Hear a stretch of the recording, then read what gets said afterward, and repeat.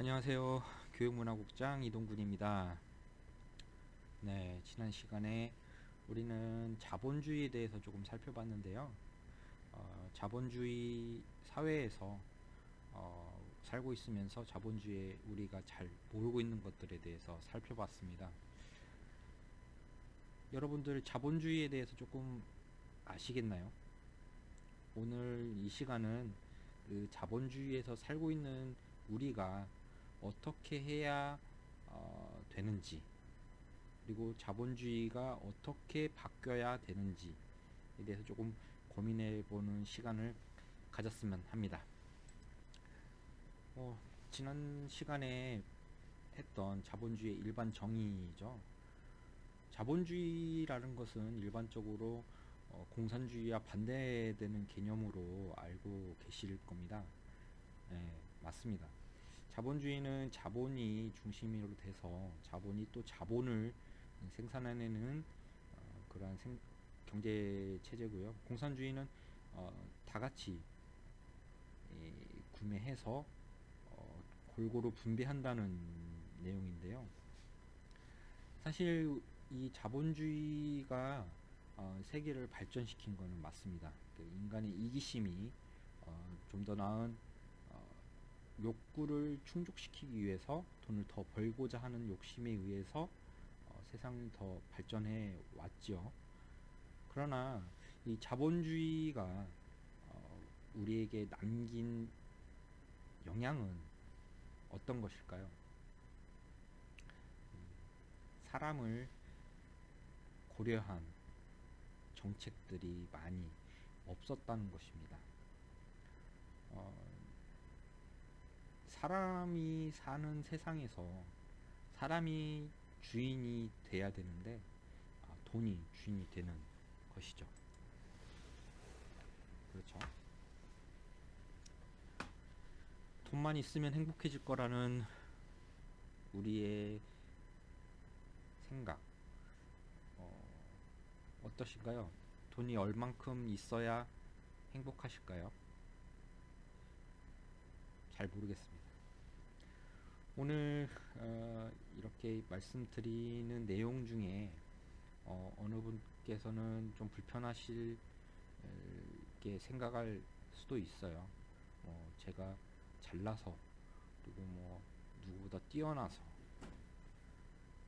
이런 얘기를 하는 건 아니니까는요. 편안하게 들어주셨으면 감사하겠습니다. 우리가 그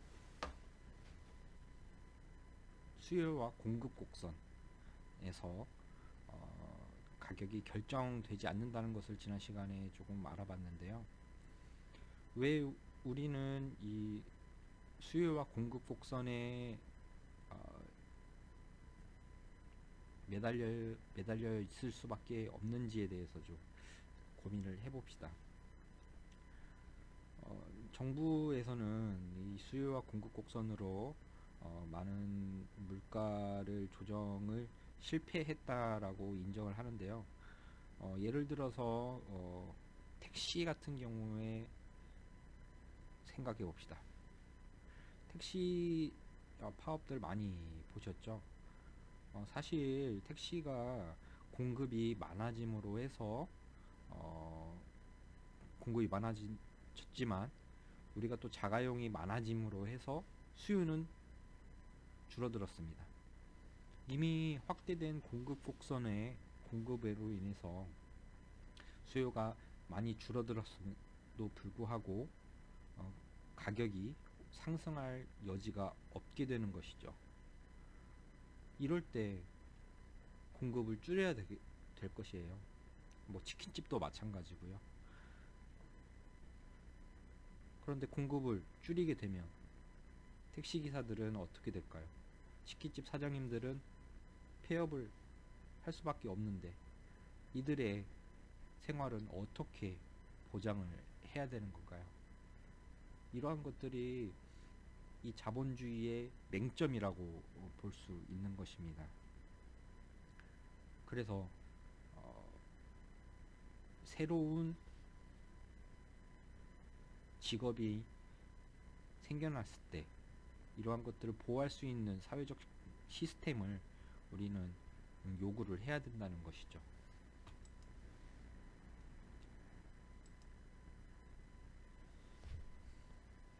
한 가지 좀 억울한 게 있지 않습니까? 은행은 돈 놓고 돈 먹기라고 간단하게 얘기하면 좀 불편하실 수 있을 겁니다. 은행도 나름 인건비도 내야 되고 어, 자산도 불려야 되고 투자도 해야 되고 하겠지만 결국에는 가장 주 수입원은 대출 이자거든요. 근데 지난 시간에 살펴본 것처럼 대출을 계속 할 수밖에 없는 상황이 있고 그러한 대출을 하다 보면 저뿐만 아니고 제 옆에 있는 동료라든지 그 동료의 동료가 대출을 받게 되는 상황이 옵니다. 그러면 제가 그 대출을 갚기 위해서는 지난번 시간에서 말씀드린 것처럼 다른 사람이 대출한 금액을 제가 받아와야 그 돈을 줄 수가 있는 거죠. 그러면 저는 경쟁에서 승리한 사람이 되는 거고 다른 사람은 경쟁에서 패배한 사람이 되는 겁니다. 자연스럽게 경쟁 시스템을 도입할 수밖에 없다라는 것이죠. 이 경쟁 좋습니다. 우리가 발전하기 위해서는 경쟁 시스템이 필요합니다. 그러나 불필요한 경쟁이 있지 않을까요? 언제나 아름다운 경쟁만 있는 건 아닐 겁니다. 나만 잘 살면 끝? 아니죠. 다 같이 잘 사는 세상을 만들고자 경쟁을 해야 되는데 돈 많은 사람들은 경쟁의 우위에 서서 특히 이 자본을 가지고 있는 사람들은 이 자본으로 경쟁의 우위에 서서 경쟁에 항상 승리하고 이 자본이 없는 노동자들은 자기 몸뚱이로 돈을 벌잖아요. 그런 사람들은 항상 패배할 수밖에 없는 거죠. 주위에 보면은 부동산으로 돈을 많이 벌었다. 그다음에 주식 투자해서 돈을 많이 벌었다. 이런 분들이 많으실 거예요. 그런데 좀 살펴보면은 그렇게 돈을 많이 번 것도 아닙니다. 우리 길거리에 돌아다니다 보면은 커다란 빌딩 하나 있죠. 50억, 100억짜리 하는 빌딩. 여러분들 주변에 그렇게 돈 많이 벌어서 빌딩 50억, 100억짜리 샀다는 분 흔하신가요? 우리는 50억, 100억짜리 빌딩도 필요 없습니다. 사실은. 그렇지만 부럽긴 하죠. 우리는 4인 가족 기준으로 30평대 아파트 하나 아니면 집 한 채 그리고 제철 과일을 먹을 수 있는 월급 고기도 먹고 싶고 생선도 먹고 싶고 가끔씩 외식할 수 있는 정도의 경제적 능력 그 정도만 있으면 충분하지 않을까요? 하지만 이 자본주의 사회는 지난번 말씀드린 것처럼 봅시다.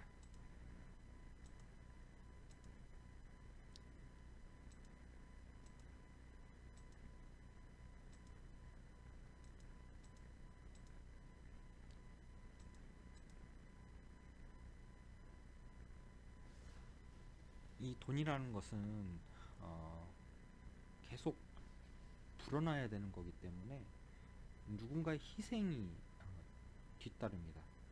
이거는 경쟁을 하도록 자연스럽게 만든다는 것이거든요. 지금 우리 사회에 혐오가 많죠. 세대 간의 혐오도 있고, 남녀 간의 혐오도 있고, 정치 혐오도 있을 것이고, 노동조합에 대한 혐오도 있을 것이고, 이러한 것들 모두 원인이 이 경쟁에서 시작돼서 언제 내가 패배자가 될지에 대한 두려움이 아닐까 합니다. 여러분 어떻게 생각하시나요?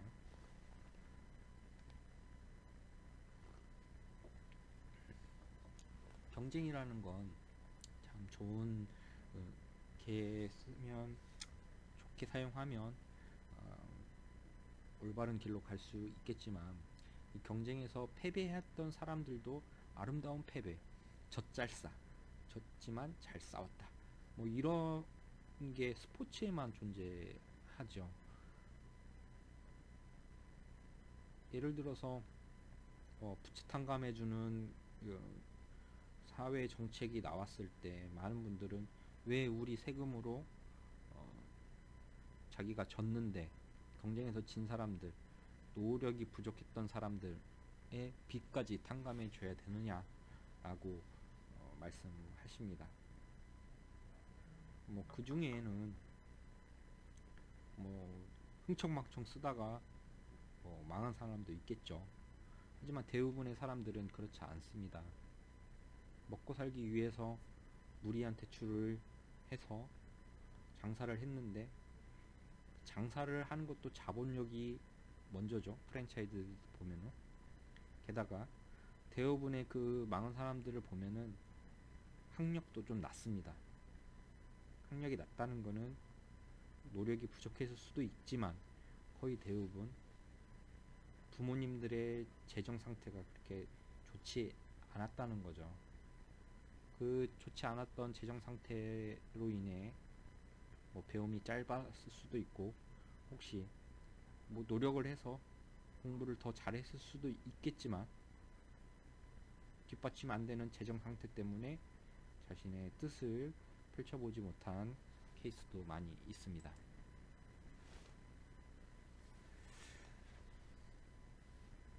우리 사회에서 나만 잘 살면 되지 하면 안 되는 이유가 있어요. 바로 지금 화면에 보시는 디플레이션 같은 경우입니다.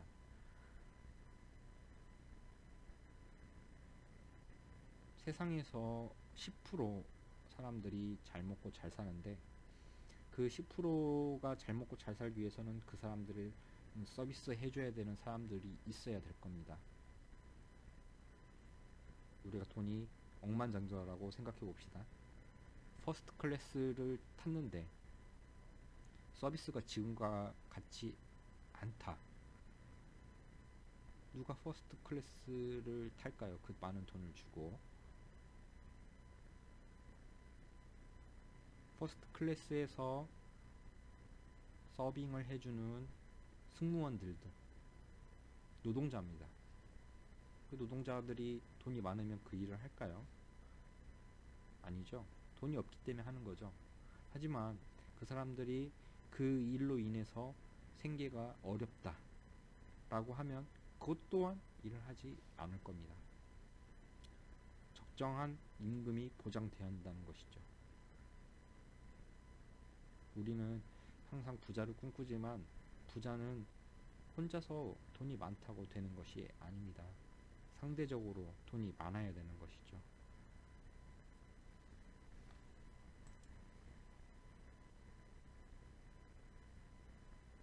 지금 우리가 살고 있는 세상은 항상 경쟁에 내몰아져 있습니다. 지금 우리 회사 생활하면서도 서로 경쟁 시스템이 도입돼 있죠. 내평이라든지 그다음에 경영평가로 다른 기관과의 경쟁이 있다든지. 네. 올바른 경쟁 다시 한번 강조하지만 좋습니다. 하지만 이러한 경쟁으로 피해보는 사람이 생기지 않을까요?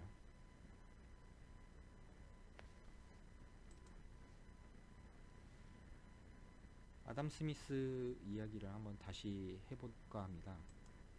아담 스미스는 어, 자본주의의 아버지라고 불려오죠. 아담 스미스의 국부론을 살펴보게 되면 어, 자유경제로 자유시장 경제로 사람들이 서로 물건을 주고받으면서 자연스럽게 보이지 않는 손에 의해 물가가 조정된다라고 말을 했습니다. 네, 그럴 수 있죠. 수요와 공급 곡선에 맞춰서. 하지만 지난 아, 초반에 말씀드렸던 것처럼 택시 기사처럼 새로운 문물이 발생했을 때, 아니면 초과 공급됐는데 그 초과 공급된 내용을 바꿀 수 없을 때, 이거를 어떻게 해결해야 되는지에 대해서는 없었습니다. 단지 아담 스미스의 얘기로는 이론적으로 수요와 공급 곡선에 의해 보이지 않는 선에 의해서 어, 물가가 조정되고, 즉 패배되는 사람들은 패배되고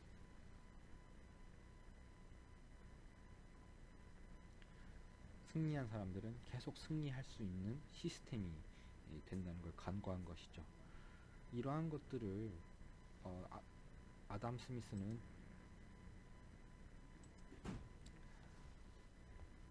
개인의 경제적 이기심은 사회의 도덕적 한계 내에서만 허용되어야 된다고 이야기해 줬습니다. 도덕적인 한계에 있어야 된다는 거죠. 이 자본주의 사회가 착취를 계속하고 있는데, 이 자본주의 사회에서 내가 돈을 버는데 정당한 대가를 지불을 해야 된다는 의미로도 받아들일 수 있습니다. 도덕적 한계라는 것은 사회적인 책임을 져야 된다는 거죠. 내가 이 돈을 이 사람으로부터 벌어서 이 사람이 가난하게 된다거나 그러면 안 된다는 이야기입니다. 이러한 것들을 좀 더 구체적으로 이야기해 준 것은 마르크스입니다. 마르크스는 이 자본주의 시스템이 공산주의가 될 것이다 라고 얘기를 했던 철학자인데요. 우리가 단순히 공산주의자라고만 생각할 수 없다라는 것은 자본론을 읽어보시면 알게 됩니다. 자본론은 자본주의가 가져오게 될 상황에 대해서 이야기하고 있는 책이지요. 공산주의를 숭상하고 있는 책이 아닙니다. 모든 상품은 노동을 통해 생산해내는 것이라고 주장을 했는데요. 당연합니다. 지금 있는 컴퓨터, 그 다음에 카메라, 마이크, 이 세 개가 다 있지만 결국에는 제가 이렇게 떠들지 않으면 방송할 수 있는 컨텐츠가 만들어지지 않죠. 제가 하고 있는 노동력이 들어가는 겁니다. 이 노동력은 자본가들한테 없습니다. 자본가들은 돈을 가지고 있고 컴퓨터를 가지고 있고 카메라를 가지고 있고 마이크를 가지고 있을 뿐이죠. 그래서 이 노동력을 구매하는 겁니다. 자본가들은 돈으로 노동자들을 구매하는 거죠. 그런데 왜 가난한 사람들은 쉬지 않고 일하는데 항상 가난할 수밖에 없는 것인지 생각해 보십시오. 사회가 고도화되면서 이러한 자본으로 할 수 있는 상품들은 많은데 노동력들도 많습니다. 특히 우리 사회가 고도화돼 가면서 예전에 10사람이 해야 되는 일이 요즘에는 한 사람이면 충분히 할 수 있는 시대가 되는 것이죠. 여기서 잉여가치가 창출되는 거죠. 예전에는 10사람 몫의 임금을 줘야 된다면 지금은 한 사람 몫의 임금만 줘도 된다는 것이죠. 여기서 9사람의 임금을 자본가들은 착취하고 있는 겁니다.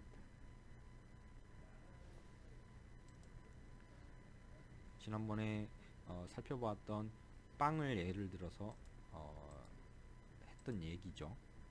우리가 8,000원어치의 이 노동을 하고 나서도 3,000원만 받게 되면 나머지 5,000원은 오후 노동시간 5,000원은 자본가한테 가는 그 잉여 가치에 대해서 살펴봤습니다. 자본주의에 대해서 우리 케인즈와 하이에크의 일들이 있었는데요. 자본주의에서 케인즈와 하이에크의 이론은 자본주의의 변형을 가져오게 된 상황입니다. 그러나 이제 이 하이에크의 이론이 끝나고 난 다음부터 또다시 우리는 불황을 겪게 되죠. 2008년 미국의 금융위기를 시작해서 지금도 디플레이션을 겪고 있는데요.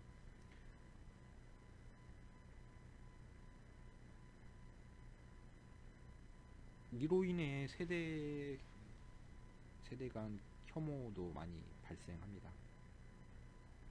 7, 80년대 일하셨던 우리 어머니 아버지 세대에서는 노력하면 잘 살 수 있다라는 생각을 갖고 계셨는데요.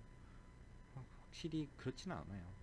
왜냐하면 그때는 일한 만큼 돈을 받진 못했지만 그래도 너무 못 살았던 시대에서 그래도 밥은 굶지 않는 세대로 변하는 게 굉장히 크게 느껴졌기 때문이죠.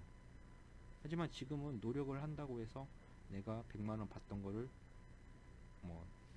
예를 들어서 내가 이코노미를 타고 있던 거를 퍼스트 클래스로 탈 수 있는 그런 세대가 아니라는 겁니다. 즉 체감하는 시대 상황이 체감할 수 있는 그런 수준이 아니라는 거죠. 오히려 돈을 많이 가진 퍼스트 클래스 타고 있던 사람이 전용기를 구매할 수 있는 그런 변혁이 있는 시대입니다. 그래서 자꾸 그런 사람들을 쫓아가다 보니 부동산도 투기하게 되고 주식 투자에도 활용하게 되고 그런 것들이 이제 거품처럼 무너지면서 금융위기가 발생하기도 하고 하는 연쇄 작용이 있는 거죠. 그래서 자본주의 사회에는 노동조합이 필요한 겁니다. 노동조합은 아시다시피 자본가들이 노동력을 구매를 했을 때 동등한 입장에서 거래를 해야 되는데 자본가들이 항상 우순위를 갖고 있어요. 선순위를. 노동자들은 많고 자본가들은 한정되어 있기 때문에 노동력을 너 아니면 다른 사람 시키면 되지라는 식으로 선별할 수 있다는 거죠. 거기서 항상 착취당할 수밖에 없는 상황을 노동자들은 조합을 통해서 동등한 대우를 받으려고 하는 것입니다. 이러한 것들이 정치적으로도 많이 엮여 있는데요. 세계적으로 복지가 발달되어 있는 나라는 노동조합이 잘 되어 있습니다. 노동조합이 노동자이면서 국민이기 때문이죠. 국민이 잘 사는 나라를 표방할 수 있게 노동자들이 노동조합을 통해서 정치적 영향력을 미치는 겁니다. 그래서 민주노총도 정치적인 성명을 많이 하는 것이죠. 정치권에 사람을 많이 배출해 내려고 노력하는 것일 수도 있고요. 하지만 그 사람들이 정치권에 간다고 해서 모든 게 바뀌어질 거라고 하면 큰 오산입니다. 우리가 먼저 노동자들의 의식이 바뀌어야 됩니다. 여러분들 동료들이 경쟁에 졌다고 비난하거나 손가락질을 하면 안 된다는 것이죠. 물론 저도 업무를 할 때 월급 루팡이 있었습니다. 하지만 그들한테 얘기를 해야 됩니다. 지금 이 자리를 빌어서 선배님들, 후배님들 중에 나 스스로 월급 루팡인지 아닌지 한번 생각해 보시는 시간이 됐으면 좋겠습니다. 내가 일을 하지 않으면 누군가가 대신 그 일을 해야 되거든요. 그것은 도덕적으로도 맞지 않는 행위 아닙니까? 이러한 것들이 조직 내 갈등을 좀 더 고조시키고 있다고 생각하지 않으십니까? 그리고 선배님들은 후배들한테 강요하지 않으셨으면 좋겠습니다. 강요는 설득이 아니거든요. 설득을 하시려면 충분히 뒷배경을 가지고 모범되는 행동을 보여주시는 것이 훨씬 더 설득력 있지 않을까요? 후배들도 마찬가지로 선배들한테 무조건적인 비난을 하지 마시고 선배들에게 이러한 것들이 맞다라고 직접 대화를 하시는 게 어떨까요? 그냥 뒤에서 얘기만 하고 불만만 고조시키지 마시고 툭 까놓고 얘기하자는 겁니다.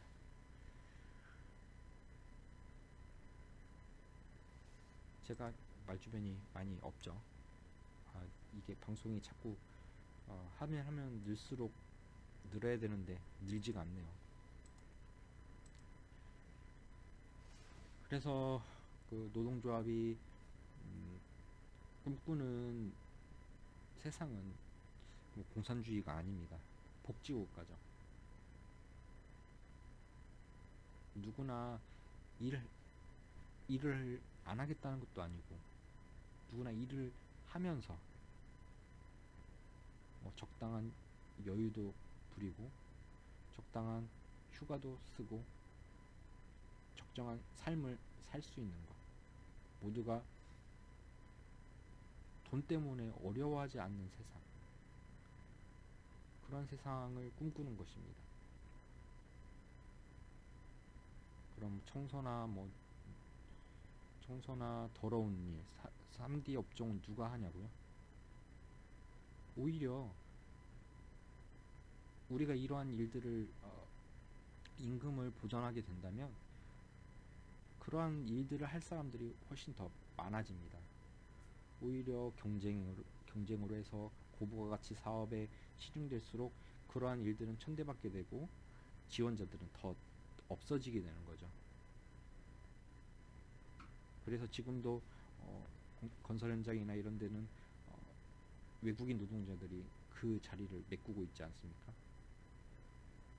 어느 나라는 벽돌공 건설 현장 노동자가 꿈인 그런 나라도 있습니다.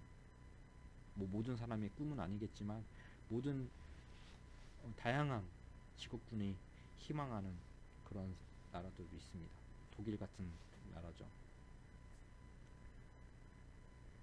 그런 나라가 되었으면 좋겠습니다. 우리도 암묵적으로 청소하는 사람들을 손가락질하며 나중에 공부 안 하면 나중에 저렇게 된다라고 속으로 얘기하고 있지는 않았는지 한번 생각해 볼 시간입니다. 여러분들의 잘못이 아닙니다. 이 자본주의가 경쟁으로 몰아냈기 때문에 여러분들은 살아남기 위해서 어쩔 수 없이 그래왔던 것입니다. 뭐 자본주의를 제가 파괴하자 그런 얘기도 아닙니다. 우리가 연대해서 이 자본주의에서 경쟁에 내몰아졌을 때 우리는 공유하고 연대해서 같이 살아남아야 된다는 이야기를 하고 싶은 겁니다.